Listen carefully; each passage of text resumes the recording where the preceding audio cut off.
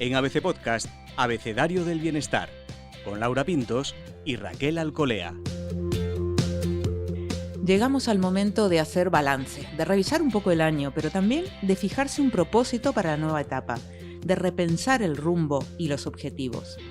Para muchos esto es un proceso natural, íntimo y fluido, pero para otros es una tarea ardua, que puede llegar a ser agobiante y exigente, incluso inútil.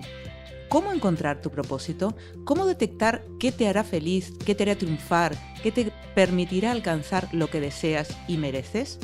¿Hay reglas para conseguirlo? Soy Laura Pintos y en este episodio del podcast Abecedario del Bienestar, Raquel Alcolea y yo hablamos con Alejandra Llamas. Ella es una autora mexicoamericana, maestra y conferenciante. Es fundadora del Instituto MMK, una organización especializada en la enseñanza integral del autoconocimiento, asentada en Estados Unidos. En los últimos 15 años ha escrito 7 libros, entre los que destaca El arte de conocerte y Libérate. Ahora acaba de publicar El libro de oro. Es una guía que invita a conocer lo que cada persona lleva en su interior para identificar lo que les frena para triunfar en la vida. Alejandra, bienvenida al podcast de Bienestar. Bienvenida, me siento muy contenta de estar aquí con ustedes y con toda su audiencia y pues muy feliz de explorar estos temas que a mí me parece que son fundamentales para el día a día. Así es, estamos en la misma línea, Alejandra, leyendo tu libro decíamos, pues sí, esto es de lo que hablamos, lo que buscamos, ser más felices, triunfar, pero usar la palabra triunfar es de valientes, porque ¿qué es triunfar? Aquí hablamos de reconocer que hemos vivido la vida muy para las conquistas exteriores, para palomear aquello que la sociedad o la cultura nos invita a ver como éxito. Y el libro nos lleva a entender que hay otro tipo de triunfo, que es ante lo que nos toque vivir, ante adversidades, obstáculos y todo a lo que estamos expuestos los seres humanos al estar en una vida humana, ¿cómo podríamos darle la vuelta a esto, hacer marometas frente a lo que vivimos para aterrizar en un lugar de triunfo? ¿Qué sería eso para cada uno de nosotros? Hablaría de evolución, hablaría de regresar a la inocencia de vivir, hablaría de amor, hablaría de perdón, hablaría de mover estados de conciencia que simplemente significan darnos cuenta de algo que no veíamos antes y que conforme pase la vida salgamos ilesos de resentimientos, de odios, de culpas, de atorones internos que nos hacen dejar de crecer emocionalmente, intelectualmente y a lo mejor a quedarnos atorados en ciclos o en situaciones que se vuelven caducas para nosotros, pero que muchas veces no sabemos cómo salir de ellas. Triunfar sería encontrar esa salida. Entonces siempre intentamos buscar ese triunfo en el exterior, en los logros, en los éxitos, en las victorias, ¿no? Es algo que hemos aprendido casi desde pequeños. Entonces nos invitas a un giro totalmente contrario. ¿Cómo podemos colocarnos para ir hacia ese objetivo más interior? Bueno, en el libro de oro pongo una gráfica basada en el trabajo del doctor David Hawkins, y cualquiera que nos esté escuchando, si tiene un móvil o si tiene un ordenador, pueden buscar el mapa de la conciencia del doctor David Hawkins, y es una tabla que se divide en dos, primariamente lo que está en falsedad en nosotros, que pueden ser sensaciones como miedo, enojo, desidia, culpa, inclusive vergüenza, que es la que está más abajo en la tabla, que es vivir con premisas como hay algo malo conmigo, no soy suficiente, no soy importante, no merezco. De ahí la conversación que sube es la de culpa, donde nos culpamos a nosotros o a otros. Y así vamos viendo cómo estas emociones nos pueden atorar hasta la que está más arribita en la tabla, que es la exigencia. Y la exigencia es simplemente vivir en un lugar donde yo no acepto quién soy o no acepto quiénes son los otros, y vivimos con esta imposición de querer cambiarnos o al entorno, en un lugar de no aceptación. Todo esto el doctor David Hawkins lo llama como estados de falsedad. que quiere decir que si los cuestionamos o los trabajamos, los podemos deshacer en nosotros. Y esta es la premisa del libro, reconocer en el primer capítulo qué está en falsedad en nosotros, cuáles son esos obstáculos que se han quedado estacionados en nosotros, a lo mejor por vivencias que hemos tenido, y cómo podemos elevarnos en esta tabla, que está muy práctica, que empezaría el primer nivel de soltar es la valentía. Y lo que cambia abajo, arriba en la tabla, es el lenguaje del ser humano. Y en valentía nuestra premisa es yo puedo con esto, que ya es una premisa que independientemente de lo que hayamos vivido, regresa el poder a nosotros, volvemos a nuestro ámbito, que quiere decir que ya estamos viviendo con el decir de nuestro ser y no necesitando que otras personas cambien o hagan algo para que yo pueda decidir estar en paz o ser feliz o ser libre. Y de ahí ya pautas por encima que nosotros llamaríamos del triunfo en la tabla de conciencia son la buena voluntad, la aceptación, la paz, la alegría, el amor o la iluminación, que en la tabla, que es el más alto, quiere decir que ya te sientes uno con el todo, o uno con Dios o con la inteligencia o con la divinidad, según tú reconozcas que esa palabra te conecta con algo más grande que tú. Uh-huh. Tú empezabas hablando de este triunfo interior, pero también personal, ¿no? Entendemos que cada uno tiene que encontrar esa fórmula, que es triunfar para cada uno. Entonces conectamos con este momento del año y de pensar un poco hacia dónde quiero ir. ¿Cómo dentro de uno encuentro realmente lo que es mi esencia y lo que a mí me va a hacer triunfar? Ok. Hay muchos maestros que a lo largo de la humanidad, yo acabo de terminar un libro esta semana que se llama La vida suave, que reúne la columna vertebral de qué nos han enseñado los grandes maestros como Jesús, Krishna, Buda, Neville Goddard, grandes maestros que nos han enseñado a vivir desde la conciencia. Triunfar sería elevar nuestro estado de conciencia a tal punto que reconocemos que lo que vivimos afuera, el trabajo, la economía, la salud, cualquier adversidad que estemos teniendo, lo vamos a vivir según nuestra capacidad de nuestro estado de conciencia. Vamos a decir, el año pasado mi esposo tuvo un tumor cerebral y justamente acabamos de cumplir un año de esa experiencia y hubo mucha adversidad en mi familia o en la economía o en muchas cosas que pudimos haber vivido por algo que como a todos los seres humanos, vamos a estar expuestos a vivir afuera de nosotros.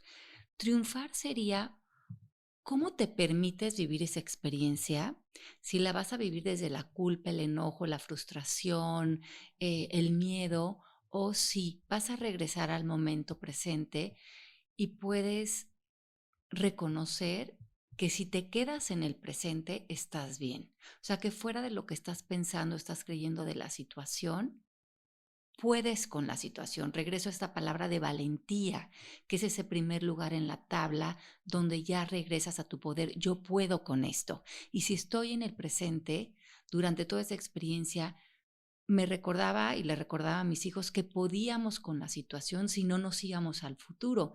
La maestra Byron Katie dice, ¿quieres sufrir? Invéntate un futuro. Regresa aquí a la hora y tú puedes con esto. Es una gran pregunta que nos podemos hacer es, fuera de lo que tu mente te dice de esta situación, fuera de creer en escenarios de terror del futuro, ahorita, ¿estás bien? Y si tú puedes con esto y te quedas con esta premisa, estás triunfando, porque se abren todas las posibilidades, porque te das cuenta que tienes el poder de estar en el presente, lidiando con lo que está enfrente de ti, con tu intuición, con tu sabiduría interior, con todo lo que está ofreciéndote como posibilidades. Y otra gran premisa es, no soy mis circunstancias, soy lo que puedo ser dentro de ellas. Y esto, para mí a lo largo de la vida, que tengo 52 años, con todo lo que he vivido de situaciones que se asemejan a la que te estoy contando, que todos tendremos muchos ejemplos de situaciones en las que estamos viviendo cosas que no son del todo a lo mejor agradables o que son adversidades, comenzamos a triunfar, porque sentimos que pase lo que pase con la vida, tenemos adentro la receta y los ingredientes para triunfar y además salir con un aprendizaje, con una lección, regresando a la inocencia y, y sintiendo que seguimos listos para ese futuro que viene para nosotros. Ujú. Hay un camino que nos invitas a recorrer en tu libro, ¿no? En el libro de oro, a través de reglas, ¿no? Hay reglas del juego. Hablas de esas reglas y además nos comentas que hay 16 reglas. Nos hablas de esas 16 reglas. ¿Cuáles serían las más destacadas, ¿no? Aquellas que tenemos que empezar a aprender, que tenemos que empezar a introducir en nuestra vida.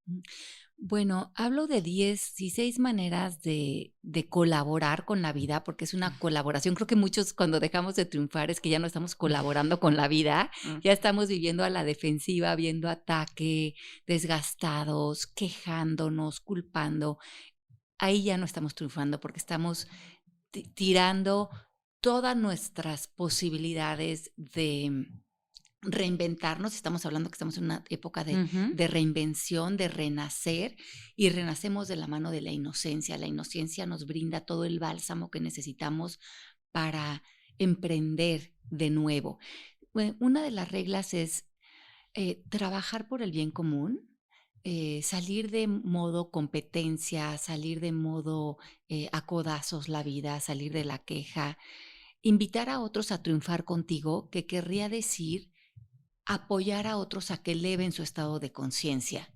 Entonces, lejos de hacer pláticas con familiares o con amigos, de seguir dramatizando, seguir arrastrando quejas de mi divorcio, lo que viví, o el dinero, la economía o la política, que te vuelvas parte de la solución, pero que también respetes que si otras personas no quieren ser parte de una solución y quieren vivir en una queja, quieren vivir en un resentimiento, en un enojo, en un odio, lo permitas, que ya no trates de cambiar a otros. Esta es una regla muy importante, porque ¿cuántos de nosotros queremos que otros piensen, digan o hagan lo que nosotros creemos que es mejor para ellos? Y entre comillas, porque ahí abandonamos nuestra propia atención a nuestra propia vida. Respetar en donde está el otro es una de las reglas. Es que tú crezcas el amor por ti, por los otros, en donde estemos en este camino de evolución y a veces de estancamiento que parece, pero cada uno de nosotros, aunque parezca que seguimos en una nueva evolución, algo estamos aprendiendo también de eso. Esta regla, Alejandra, nos ha llamado la atención a Raquel y a mí por esto que dices, ¿no? De ser parte de la solución, apóyate en otros, pero no interfieras o no le digas cómo tiene que actuar. ¿Cómo se hace realmente? Porque a veces son personas muy queridas o muy cercanas. Es dejar como los consejos, pensar que desde tu visión del mundo tienes una idea mejor de lo que ellos deberían de estar haciendo, y a veces lo hacemos, como digo, entre comillas, por su bien, pero es mucho más amoroso y funcional moverte del juicio, porque en realidad estás haciendo un juicio a la otra persona que no es amoroso, a la curiosidad. Es funcional comenzar con palabras de cómo y qué. ¿Cómo te estás sintiendo con esto que estás haciendo? ¿Cómo te podría ayudar? Si es que hay de alguna manera que te pudiera ayudar. Si es con mi silencio, quiero que sepas que aquí estoy. Si es que quieres fomentar límites conmigo, también estoy dispuesta a eso y lo respeto. Entiendo que eres un ser completo, que eres una persona que tiene todos los recursos que requiere para salir adelante y que confío en eso, en ti, pero que me interesa saber cuál es tu propósito frente a esto que estás viviendo, frente a estas decisiones, y ver cómo hay congruencia con algún triunfo que tú quieres tener. Eso hace que la otra persona cree retroalimentación de sí misma, en vez de que tú o yo con mi limitada visión del mundo crea que tengo sus respuestas. Desde la otra manera le estoy diciendo, tú eres el experto de tu propia vida, tú puedes tomar responsabilidad de tu vida. Yo confío en la persona que tú eres, en la sabiduría que tú tienes, y yo quiero aparecer para ti como un recurso de explorar esas herramientas que tú ya tienes dentro, y no desde mi ego pensando que yo sé lo que es mejor para ti. Cuando tenemos que ser honestos, muchísimas veces no sabemos ni siquiera qué es mejor para nosotros mismos. Parece más fácil, ¿no? Opinar de la vida del otro muchas veces. O especialmente en la educación, ¿verdad? Yo pensaba en mi hijo y decía, ¿cuántas veces le digo, mira, esto es lo que tienes que hacer? Es que yo sé de la vida, cuidado, ¿eh? Yo te tengo que decir por dónde tienes que ir porque yo le he aprendido, pero es que he aprendido mi realidad, pero la suya será distinta, entiendo. Claro, y yo lo veo también con mis hijos que tienen ya 19 y 20 años, como practiqué, yo escribí un libro hace como 10 años que se llama El arte de educar, que es pura educación en conciencia, y fue una práctica con ellos de todos los días. Ahora ya los dos están en la universidad, pero encontrar esas conversaciones donde mantenernos en curiosidad, tanto su papá y yo, para que realmente brinquen ellos el sentido común, su intuición, su autorresponsabilidad, el hacerse responsable de las consecuencias de sus actos, y que ahora que ellos viven en estados diferentes, en universidades, saber que durante nuestras interacciones lo que ellos lograron fue fortalecer esta conversación interna y no mantenerlos tan agarrados a la dependencia de nuestra voz, ¿no? Alejandra, tú vives un poco entre mundos, ¿no? México, Estados Unidos, ahora España, y te dedicas al coaching. ¿Ves un patrón general? Digo, toda la gente estamos todos estresados, todos nos estamos pasando con la exigencia y con el ritmo de vida.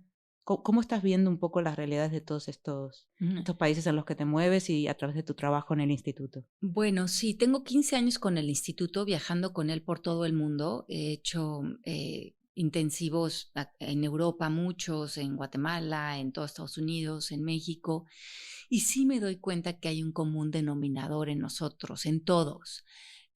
Una conversación muy basada en el miedo y la limitación, una distorsión en cómo empatamos en nuestras relaciones humanas, muy poca capacidad de perdonar realmente.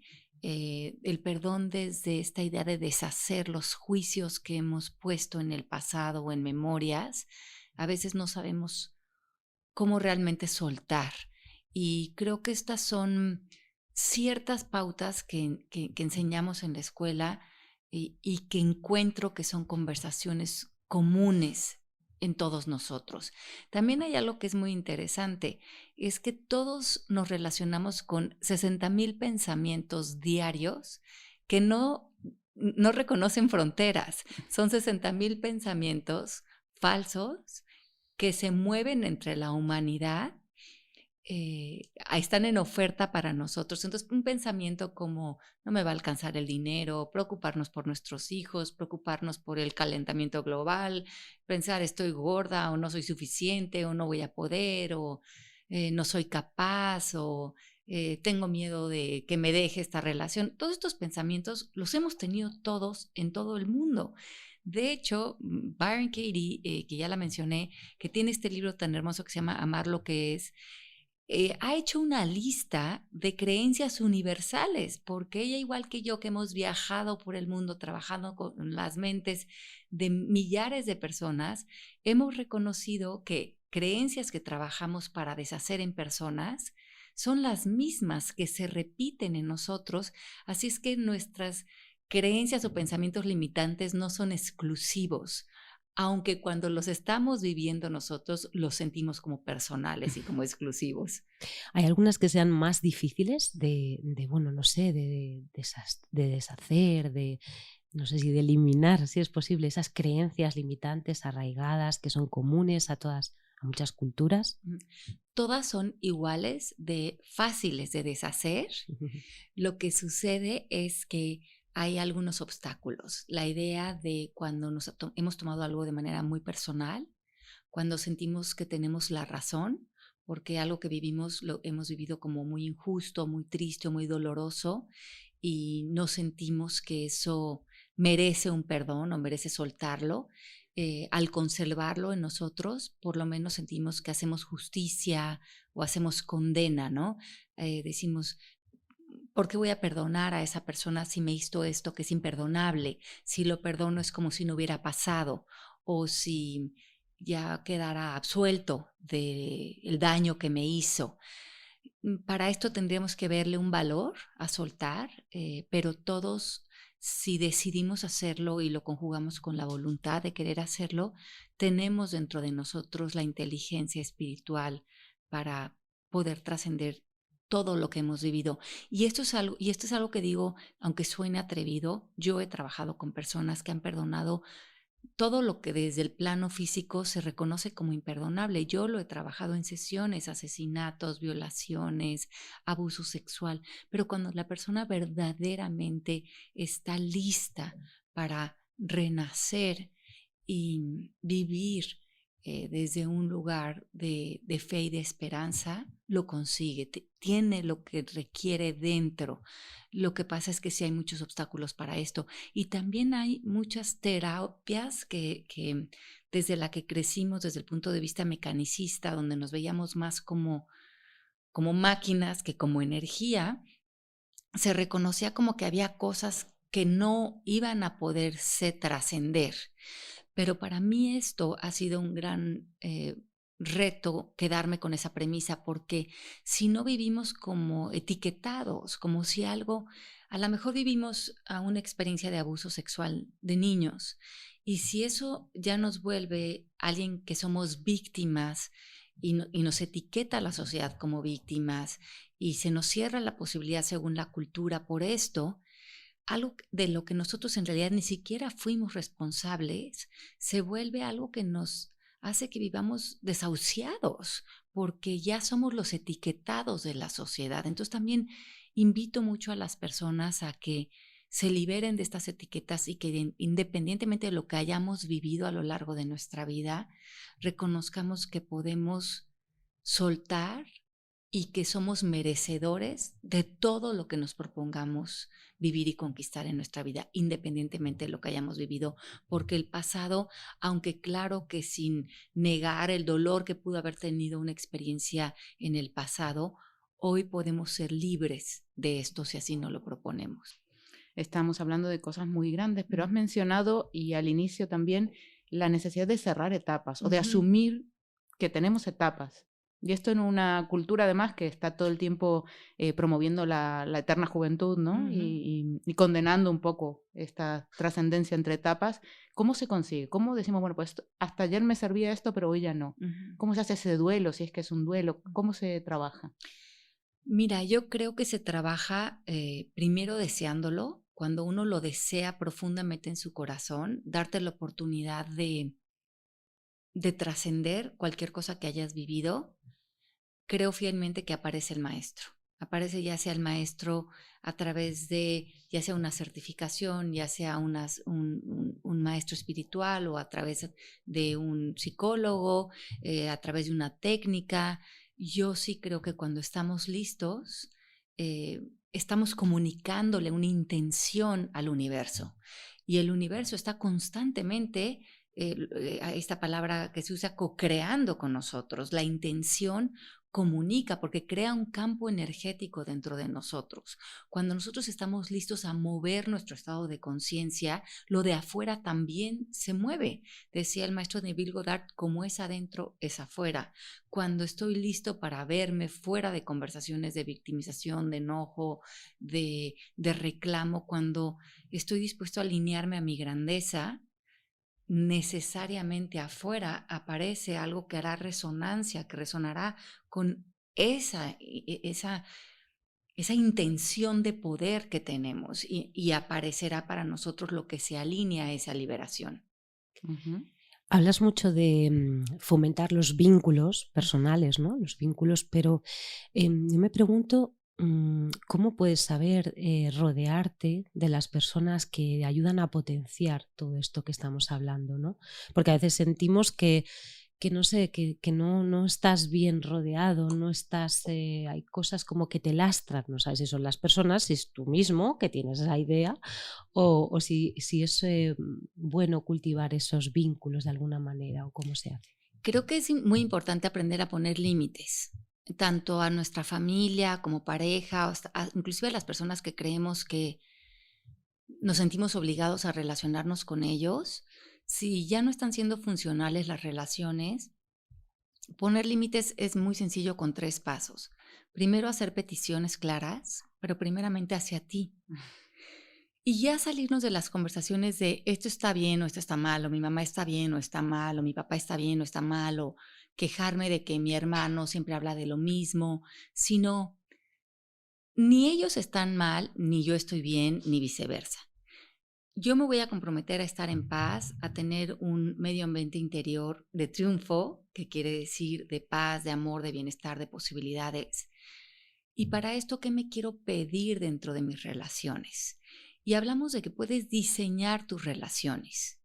El diseño quiere decir que sea funcional, que sea, que lo puedas ver en una hoja de papel, el diseño de tus relaciones y, por ejemplo, si ves tu agenda, decir cuánto tiempo quiero pasar con esta persona, qué tipo de conversaciones quiero tener, dónde quiero poner límites, pero primero, como decíamos, conmigo mismo.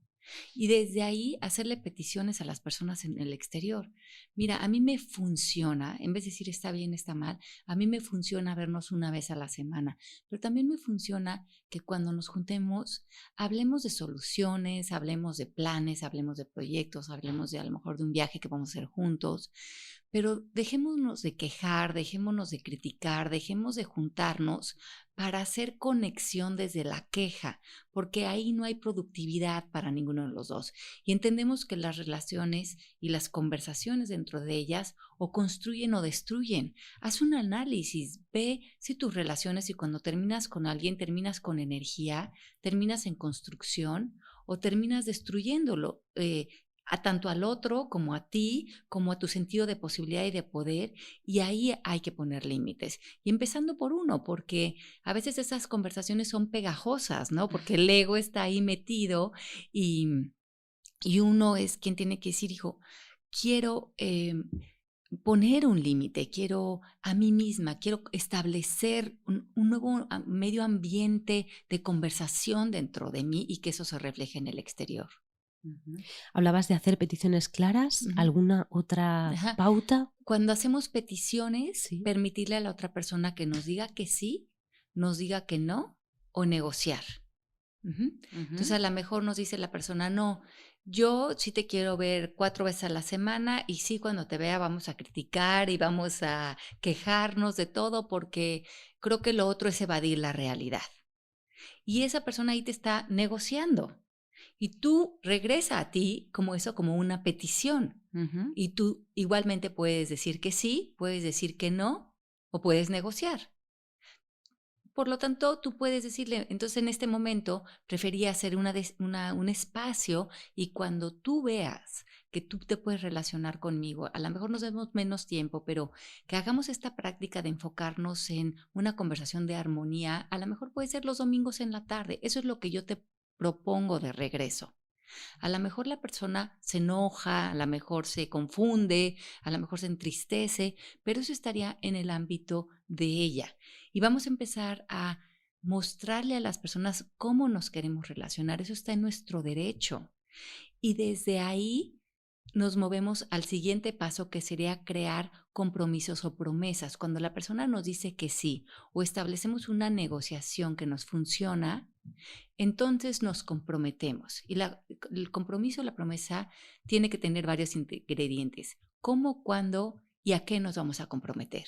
Bueno, a vernos el domingo en la tarde de 6 a 7 y nos vamos a enfocar a practicar esto de hablar de soluciones, de planes, de armonía, y cuando nos cachemos cayendo en la queja o en la crítica, vamos a estar conscientes para practicar algo nuevo para nosotras. Y eso sería generar el nuevo compromiso. ¿Cuándo, cómo y qué? Y de esto de aquí también se puede mover a nuevas declaraciones, que es que vamos a declarar juntos como relación.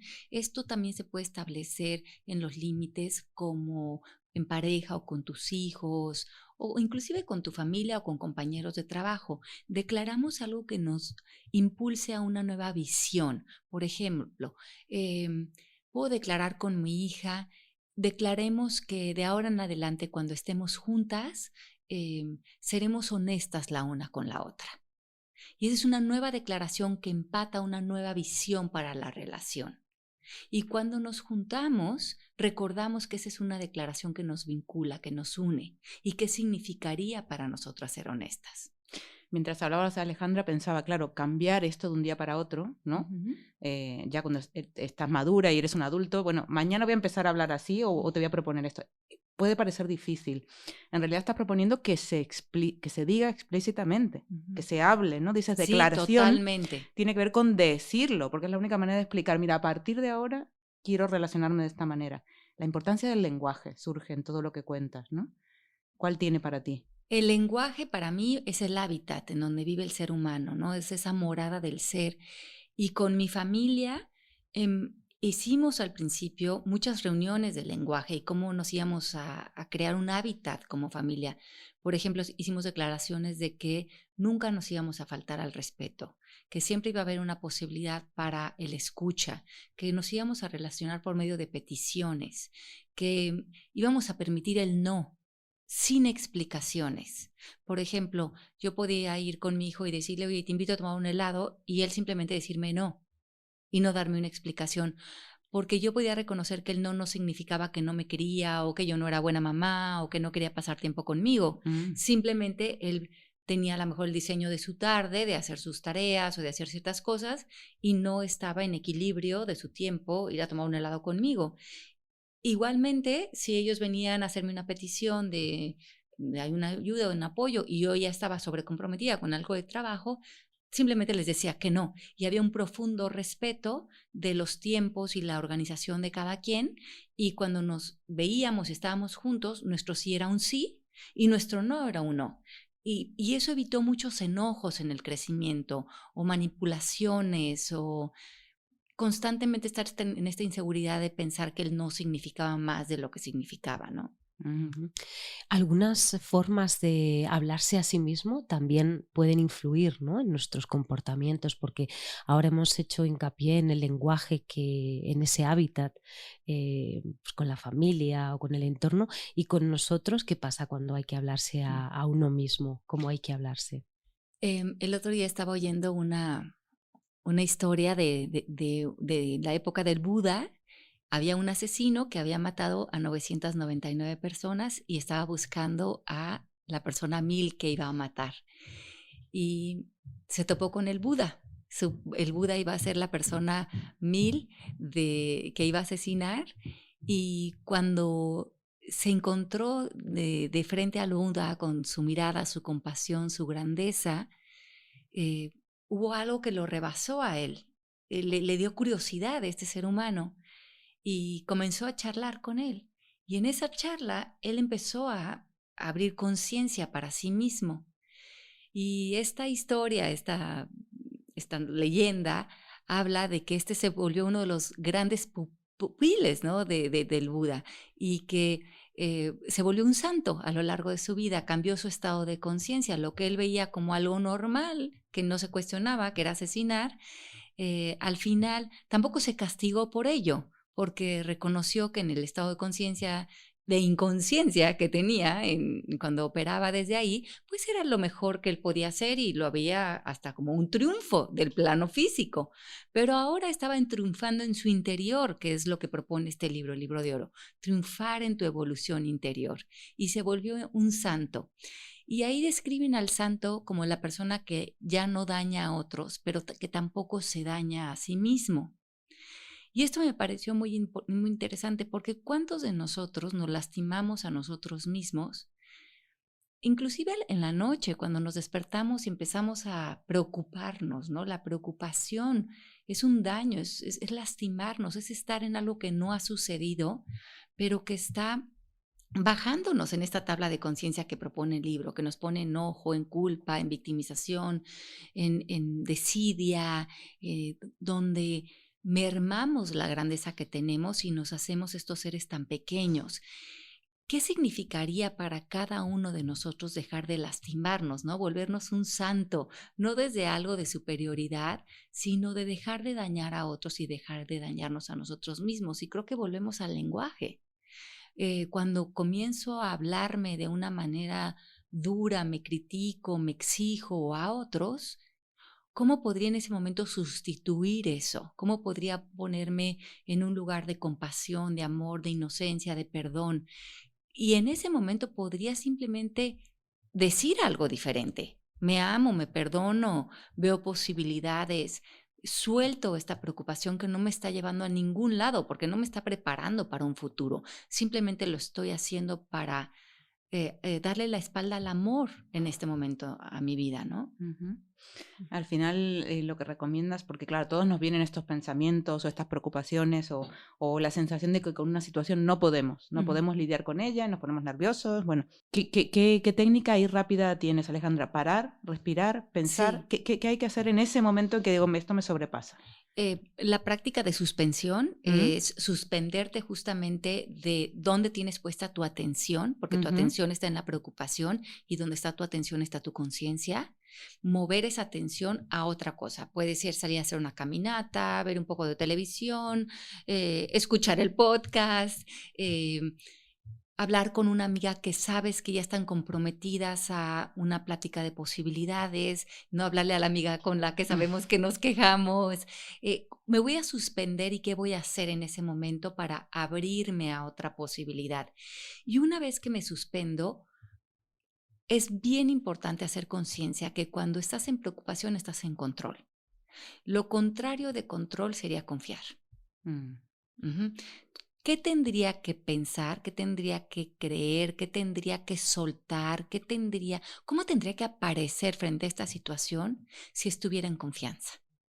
Y escríbanlo para que realmente empecemos a cambiar la estructura cerebral, biológica de nuestro cerebro, que a lo mejor hemos vivido en modo sobrevivencia durante muchos años y en modo sobrevivencia todo lo queremos controlar, pero en realidad hay muy pocas cosas que podemos controlar.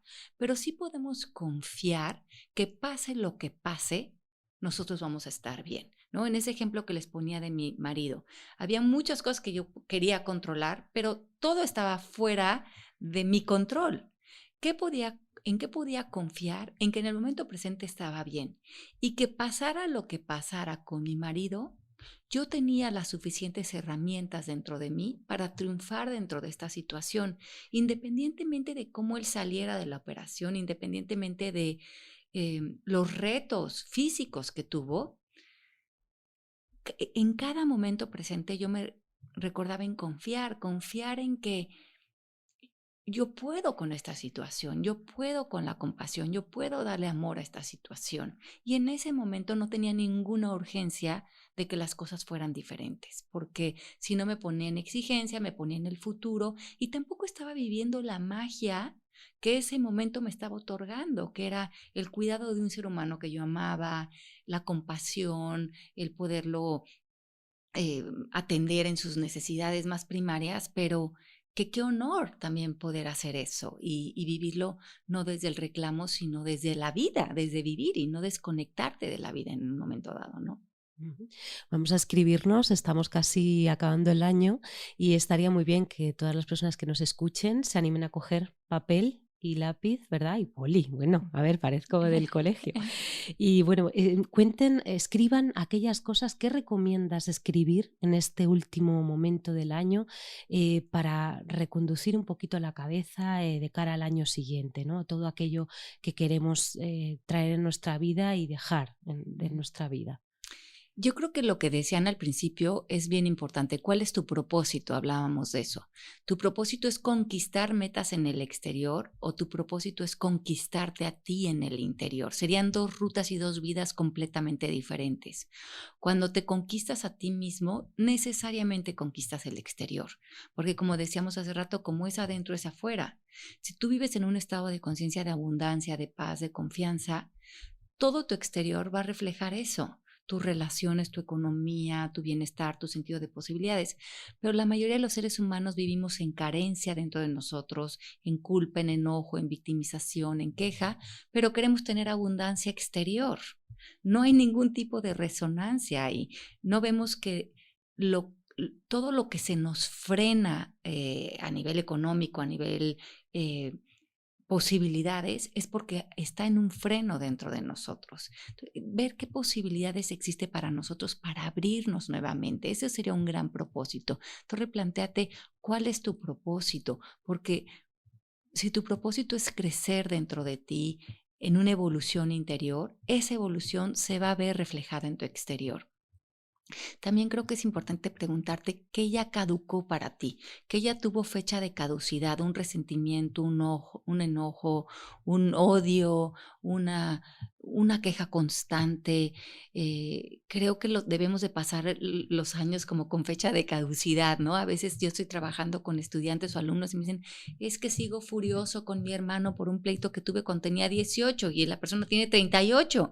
Digo, llevas 20 años peleada con tu hermano, llega a una resolución, aunque sea dentro de ti, libéralo, ¿no? Que de verdad estas cosas tengan para ti un tiempo, un ciclo, porque eso se vuelven obstáculos interiores innecesarios con que vivir. Haz una revisión interior, ver qué estás listo para dejar. Y también creo que es importante reconocer que la vida es más simple de lo que creemos de ella. El ego lo quiere hacer todo complicado, todo difícil. No decimos todo es muy difícil. A lo mejor están escuchando este podcast y dicen, ay, no, es que qué difícil vivir así como dice ella, con ese lenguaje, con esas peticiones. Esto no puede ser así de fácil. Las relaciones humanas son muy complicadas. Pero no nos damos cuenta que si tú lo dices, así será. Si tú dices las relaciones son muy complicadas, todo es muy complicado, vivir así es imposible, pues así será. Y me lo vas a demostrar y tienes todas las evidencias para mostrarme cómo tu vida es difícil. Pero si tú empiezas a cambiar la intención de tu lenguaje y empiezas a decir, de ahora en adelante me voy a hacer una vida sencilla, fácil, humilde, voy a hacer una vida suave para mí. Si tú le ves un valor a eso, eso es lo que vas a empezar a vivir. Pero le tendrías que ver un valor a vivir una vida sencilla y ver que en la sencillez radica toda la sabiduría que necesitas para vivir.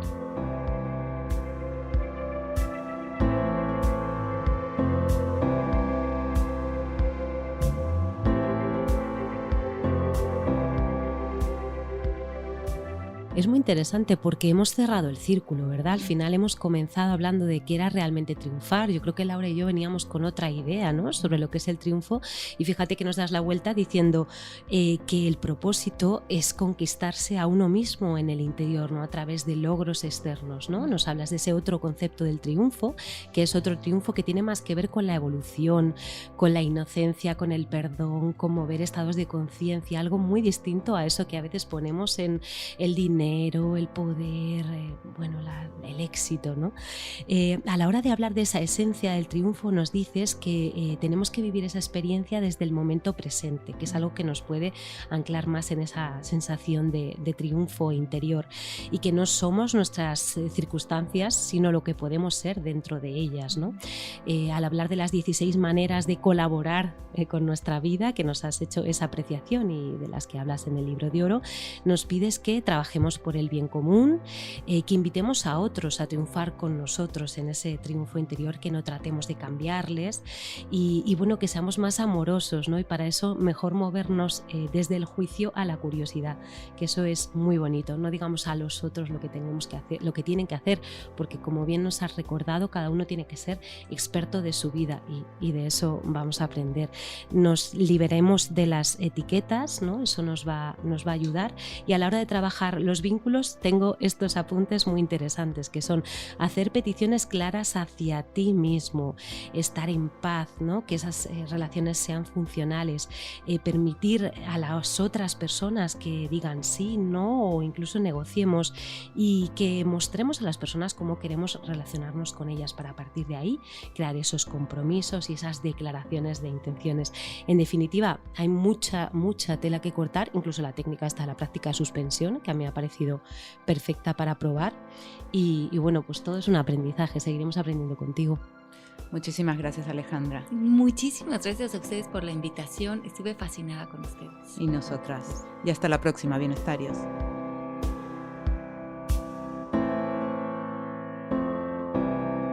Puedes escuchar todos los episodios del Abecedario del Bienestar en abc.es, iVoox, Wanda, Spotify, Apple Podcast y Google Podcast. Y no te olvides de seguirnos en las redes sociales, ABC-Bienestar.